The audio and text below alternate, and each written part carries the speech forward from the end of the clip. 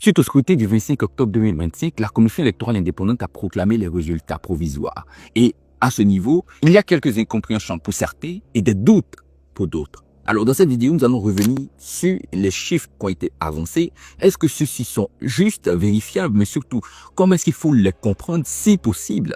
Dans cette vidéo, on reviendra là-dessus. S'il y a des erreurs de la Commission électorale indépendante, on sera sans langue de bois. Après le scrutin du 25 octobre, la Commission électorale indépendante, qui est la commission chargée de l'élection présidentielle et de toute élection en Côte d'Ivoire, est censée produire les résultats provisoires, non pas les résultats définitifs, les résultats provisoires. Ce sont des résultats qui peuvent être changés à n'importe quel moment. Mais tout ça par le canal du Conseil constitutionnel. Mais la Commission électorale indépendante a proclamé ces résultats provisoires et l'on a pu observer certaines incompréhensions, certains doutes au niveau des populations. Il y a quelques chiffres qui ont été donnés, qui ont été avancés, qui pour eux n'est pas du tout clair ou mériteraient explication. Prenons par exemple le cas de la commune d'Abobo, qui a tant fait parler. Regardons ensemble les chiffres. Bulletin nul, 4710. Suffrage exprimé, 181 438. Bulletin blanc, 2717. Au niveau du total de nombre de voix obtenues par M. Alassane Ouattara, il y a 163 805. Pour Mme Eyve Simone, épouse Gbagbo, 3763. Madame Lagou Adjoa Henriette, 1316. M. Bion Jean-Louis Eugène, 6251. Et M. Donmelo Séné Awa Jacob, 3586. Maintenant que nous avons ces chiffres-là, nous allons essayer une chose, les totaliser et voir si la réalité ils correspondent aux chiffres, au nombre qu'il faudrait obtenir. Lorsqu'on rapporte cela au niveau du suffrage exprimé, qui est de 181 438. Prenons donc la calculatrice. 163 805 plus 3763 plus 1316 plus 6251 plus 3586. Le total, 178 721. Le problème, nous avons 178 721 voix et on peut constater qu'au niveau du suffrage exprimé, nous avons 181 000. Ça ne passe pas du tout. Les chiffres ne sont pas équivalents, juste. C'est pourquoi, dans le calcul, et c'est là que beaucoup ne comprennent pas, faut ajouter la somme, ou du moins le chiffre au niveau du nombre de bulletins blancs. Nous allons donc faire les 178 721 plus 2717 qui nous donne le résultat de 181 438. L'équivalent juste du nombre total de suffrages exprimés. Alors là, la question évidente qu'on se pose, c'est pourquoi est-ce que dans le calcul, on prend le nombre de bulletins blancs et non pas, par exemple, de bulletins nuls. Mais d'abord, on va comprendre de quoi est-ce qu'il s'agit. Ici, il y a trois notions importantes. On a les bulletins nuls, le suffrage exprimé et les bulletins blancs. Lorsqu'on prend d'abord le suffrage exprimé, il faut comprendre que c'est l'ensemble des voix valides qui ont été signifiées pendant cette élection-là dans une localité donnée. Ici, on parle de la commune d'Abobo. Et si on revient au niveau du bulletin blanc, on va donc comprendre naturellement que le bulletin blanc, c'est un bulletin sur lequel il n'y a pas de choix qui est fait. C'est un bulletin vierge. On ne l'a pas du tout touché.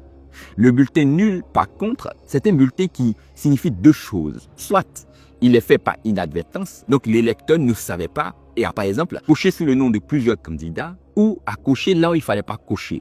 Le bulletin est donc nul. Lui, il est invalide. C'est pourquoi on a l'ensemble des voix valides au niveau du suffrage exprimé et comme le bulletin nul, il est invalide, on ne l'inclut pas dans l'ensemble des voix valides représentées au niveau du suffrage exprimé.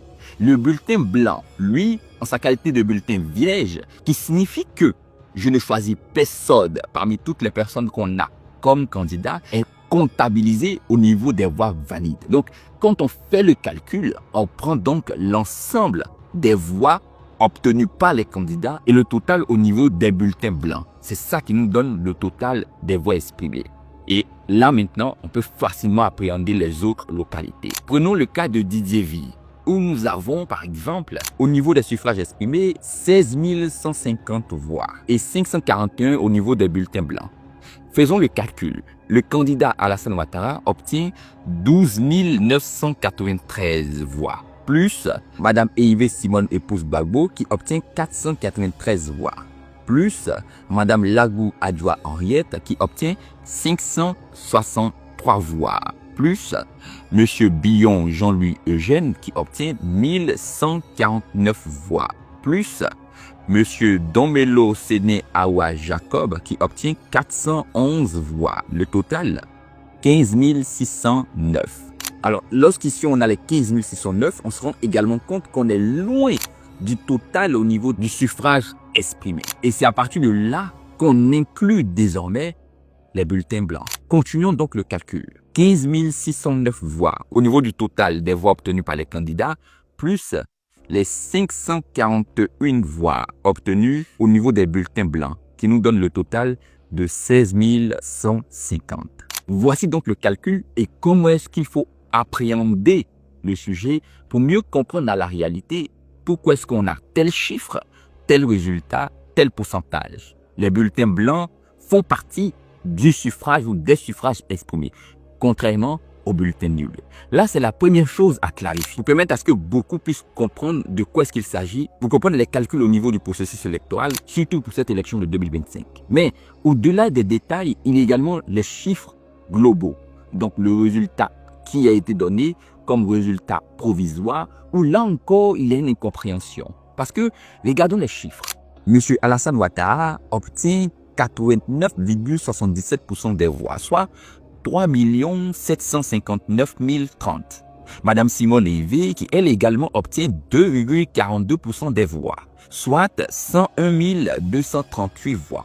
Madame Lagou Henriette, qui obtient 1,15% des voix, soit 48 261 voix. Monsieur Jean-Louis Billon, qui obtient 3,9% des voix, soit 129 493 voix.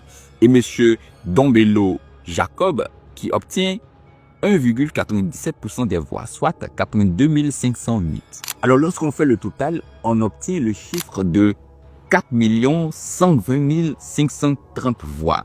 Mais ces 4 120 530 voix sont largement inférieurs au nombre qu'on a ici, en ce qui concerne les suffrages exprimés, où on peut clairement voir 4 187 318 voix. Là encore, il faut faire le calcul avec un autre élément qu'on ne prend pas en compte. C'est l'ensemble des bulletins blancs. Regardons le tableau. Les bulletins blancs représentent 1,60%, soit 66 788 voix. Et c'est lorsqu'on totalise avec ces 66 788 voix qu'on obtient le chiffre de 4 187 318 voix, qui représente les suffrages exprimés. Ainsi donc, à ce niveau, il y a ce détail à prendre en compte qui est pas compris, qui n'est pas pris par beaucoup de personnes. Donc, concernant les chiffres, il n'y a pas vraiment de problème à ce niveau. L'autre détail qu'on peut remarquer, c'est qu'avec ce résultat provisoire, on n'atteint pas les 100% de voix exprimées, alors qu'on devrait avoir 100% de voix. Voici ce qu'on ne comprend pas aussi à ce niveau, c'est que l'ensemble des voix ont été émaillées, entachées, parce qu'on appelle les bulletins nuls. Donc, si on avait 10 électeurs et qu'on a 3 bulletins nuls, on n'est plus à même d'atteindre les 100% de voix pour les candidats, parce que certains bulletins ne seront plus pris en compte. Et calculant avec ce qu'on a, les bulletins valides, donc voix clairement estimées ou bulletins blancs, on ne peut avoir les 100%. Et c'est ce qu'on a avec ces deux éléments qui représentent le suffrage exprimé qu'on obtient les résultats qu'on a par exemple ici avec le résultat provisoire. Donc avec ce résultat provisoire et le résultat qui sera définitivement signifié par le Conseil constitutionnel, il est intéressant de signifier que on n'atteindra jamais les 100% parce que parmi ceux-là qui ont voté, il y a eu des bulletins nuls. Par contre, tout ceci avait d'ores et déjà été clarifié par la Commission électorale indépendante. C'était un grand débat houleux, surtout sur les réseaux sociaux, le 3 novembre 2020, rectifiant que des bulletins blancs font partie du total des suffrages exprimés. Voici donc comment il faut comprendre, voir les calculs qui sont faits au niveau de la Commission électorale indépendante pour l'élection présidentielle. Ce sera certainement le même cas pour l'élection législative à venir. Il faut prendre du recul. Il ne faut pas directement voir des informations sur les réseaux sociaux et croire que celles-ci sont justes. Non, il y a quelques calculs et quelques détails qui ne sont pas compris par beaucoup. Parce que la culture électorale, surtout au niveau des calculs, n'est pas vraiment appréhendée facilement par beaucoup de citoyens. Par contre, il faut signifier une chose. Cette méthode de prendre en compte les bulletins blancs et par moments nuls est très peu appliquée à certains pays dont le total final des suffrages exprimés. On peut citer par exemple le Pays-Bas, la Colombie, la Mauritanie, la Mongolie qui appliquent cette méthode. La Côte d'Ivoire aussi l'applique. Et la question principale, ce serait de savoir sur quelle base la Côte d'Ivoire a-t-elle décidé de prendre en compte les bulletins blancs dans ses totaux au niveau des suffrages exprimés. Cette question mérite une vidéo à part entière, après avoir expliqué dans celle-ci comment la commission électorale procède pour ses calculs. Merci d'avoir regardé la vidéo jusque-là. N'oublie pas, n'hésite pas, si ce n'est pas encore fait, de lâcher un pouce, de t'abonner surtout, de dire en commentaire ce que tu penses de tout ça et de partager cette vidéo avec beaucoup de personnes de ton entourage. On se dit à très bientôt pour la prochaine vidéo. D'ici là, portez-vous bien.